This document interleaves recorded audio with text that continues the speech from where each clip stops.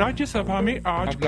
और अब समाचारों के सबसे पहले पेश है महात्मा गांधी की 150वीं जयंती के सिलसिले में विशेष श्रृंखला।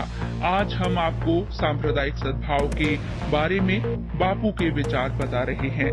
बापू ने पश्चिम बंगाल के सोदेपुर में प्रार्थना संबोधन के बाद लोगों से सांप्रदायिक सद्भाव बनाए रखने और एकजुट रहने की अपील की थी। हिंदुस्तान एक है, भूगोल उसकी एक बनी है और इतने वर्षों से हम एक ही हिंदुस्तान में पड़े हैं। भारतीय जनता पार्टी के राष्ट्रीय अध्यक्ष जेपी नड्डा ने कहा है कि पंडित दीनदयाल उपाध्याय ने देश की राजनीति को एक नई दिशा और दृष्टि देने का कार्य किया है। पंडित दीनदयाल उपाध्याय की जयंती पर जयपुर के पास धानक्या में आयोजित हुए कार्यक्रम को वीडियो कॉन्फ्रेंस के माध्यम से संबोधित करते हुए श्री नड्डा ने कहा कि पंडित दीनदयाल उपाध्याय ने भारत की संस्कृति, भारत के मूल स्वभाव और भारत की आध्यात्मिक चेतना को दृष्टिगत रखते हुए नीति निर्माण पर व्यापक जोर दिया। श्री नड्डा ने कहा कि पंडित दीनदयाल उपाध्याय हमेशा कहते थे कि अनेक तरह की भाषा, बोली, संप्रदाय और धर्म होने के बावजूद पूरा देश एक है और यहाँ की रीति नीति और इस देश के मूल स्वभाव को पहचानते हुए आगे की योजना बनानी चाहिए। गौरतलब है कि पंडित दीनदयाल उपाध्याय का बचपन जयपुर के धानक्या में बीता। धानक्या में एक स्मारक भी तैयार किया गया है। यहाँ पंडित दीनदयाल उपाध्याय की नीतियों पर शोध का बड़ा केंद्र बनाया जाएगा। प्रदेश के अन्य जिलों में भी इस मौके पर पंडित दीनदयाल को विभिन्न कार्यक्रमों के माध्यम से याद किया गया। भरतपुर में हुई संगोष्ठी में वक्ताओं ने पंडित दीनदयाल को महान विचारक बताया। प्रतापगढ़ में इस मौके पर आम लोगों को आयुर्वेदिक काढ़ा वितरित किया गया। प्रधानमंत्री नरेंद्र मोदी ने कहा है कि हाल ही में संसद में पारित कृषि विधेयकों और श्रम कानूनों से देश के किसानों और कामगारों को अनावश्यक कानूनों के जंजाल से छुटकारा मिलेगा। आज पंडित दीनदयाल उपाध्याय की जयंती के अवसर पर प्रधानमंत्री ने भारतीय जनता पार्टी के कार्यकर्ताओं को वर्चुअली संबोधित किया। प्रधानमंत्री ने विपक्षी दलों की कड़ी आलोचना करते हुए कहा कि वे झूठ और दुष्प्रचार के जरिए देश के लोगों को गुमराह कर रहे हैं। किसान और श्रमिक के नाम प्रदेश में, राज्यों में अनेकों बार सरकारें बनी, लेकिन उन्हें मिला क्या? सिर्फ वादों और कानूनों का एक उलझा हुआ जाल, एक ऐसा जाल जिसको ना तो किसान समझ पाता था और न ही मेरा श्रमिक भाई बहन समझ पाता। किसानों को ऐसे कानूनों में उलझा कर रखा गया जिसके कारण वो अपनी ही उपज को अपने मन मुताबिक बेच भी नहीं सकता था।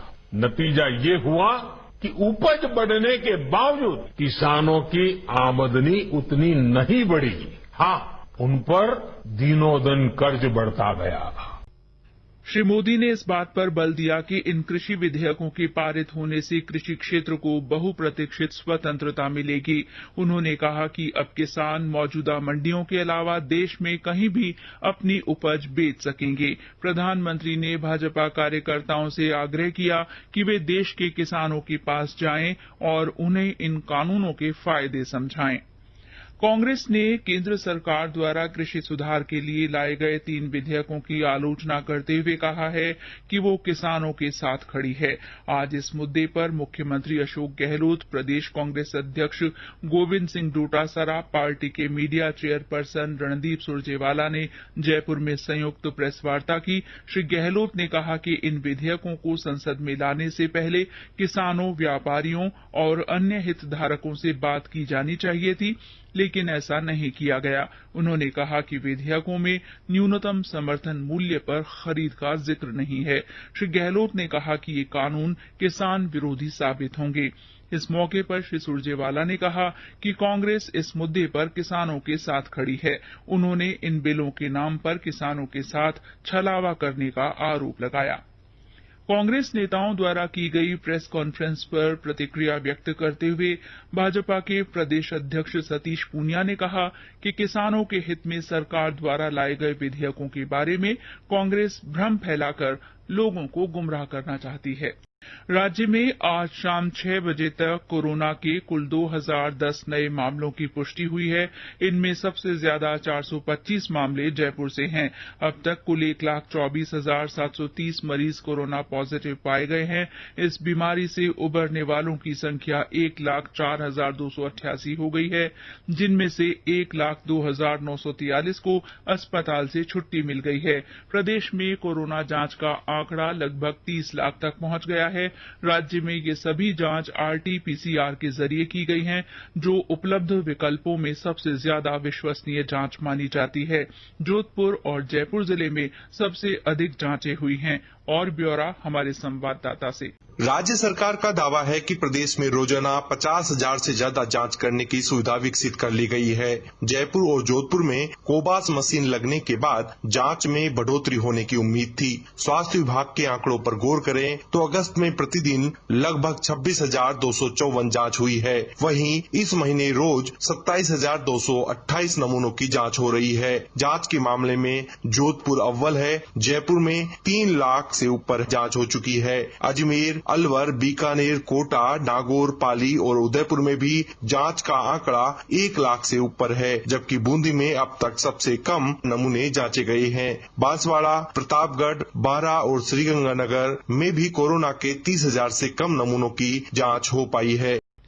राज्य सरकार ने आज जयपुर, जोधपुर, कोटा और उदयपुर जिला मुख्यालयों पर स्थित 80 या 80 से अधिक बेड क्षमता वाले निजी अस्पतालों और अजमेर तथा बीकानेर जिला मुख्यालय पर स्थित 60 या 60 से अधिक बेड क्षमता वाले निजी अस्पतालों को क्षमता के 30% बेड का उपयोग कोविड-19 से संक्रमित मरीजों के उपचार के लिए उपयोग करने के निर्देश दिए हैं। इस बीच बांसवाड़ा में आज प्रभारी मंत्री राजेंद्र यादव ने कोरोना के बढ़ते मामलों के मद्देनजर जिला अस्पताल का निरीक्षण किया और विभिन्न व्यवस्थाओं को सुधारने के निर्देश दिए। वहीं बीकानेर के डूंगर कॉलेज में आज से नो मास्क नो एंट्री अभियान शुरू हुआ। देश में पिछले 24 घंटे में लगभग 15 लाख कोविड नमूनों की जांच करके एक दिन में जांच का नया रिकॉर्ड बना है। इसके साथ ही अब तक जांच किए गए नमूनों की संख्या करीब 7 करोड़ हो गई है। भारत रोजाना सबसे अधिक नमूनों की जांच करने वाले देशों में बना हुआ है।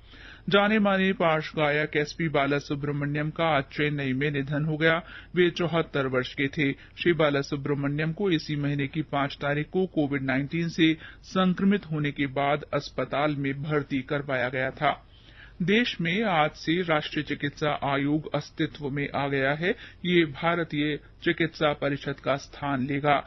आयोग चिकित्सा शिक्षा और चिकित्सा व्यवसाय के शीर्ष नियामक के तौर पर काम करेगा। दिल्ली के अखिल भारतीय आयुर्विज्ञान संस्थान के ईएनटी विभाग के पूर्व प्रमुख डॉक्टर सुरेश चंद्र शर्मा को 3 साल के लिए आयोग का अध्यक्ष नियुक्त किया गया है। चिकित्सा और स्वास्थ्य मंत्री डॉक्टर रघु शर्मा ने प्रदेश में अंगदान की मुहिम को बढ़ावा देने के लिए आज राजस्थान अंगदान जागरूकता रथ यात्रा को हरी झंडी दिखाकर रवाना किया।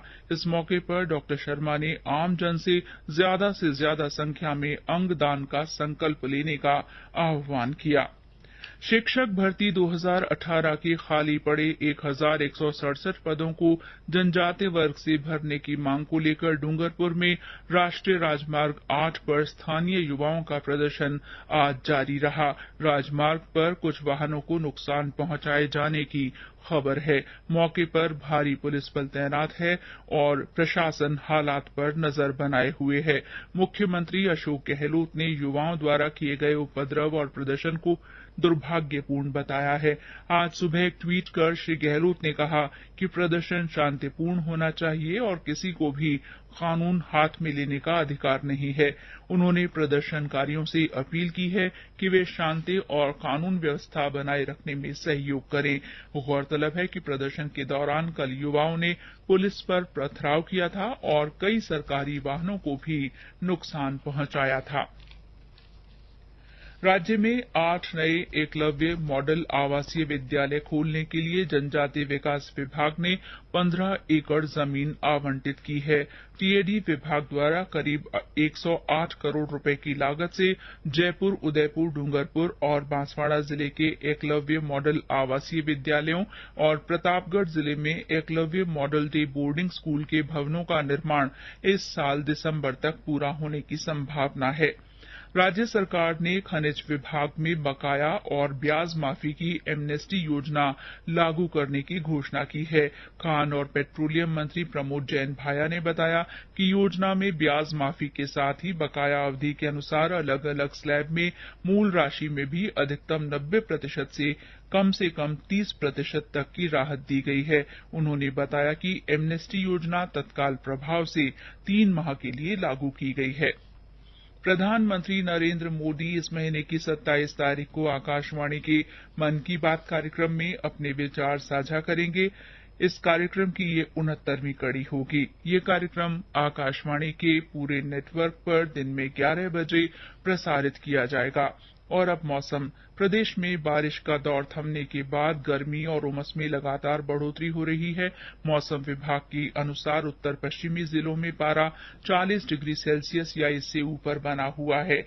जोधपुर के फलौदी में सबसे अधिक 42.4 डिग्री सेल्सियस तापमान रिकॉर्ड किया गया।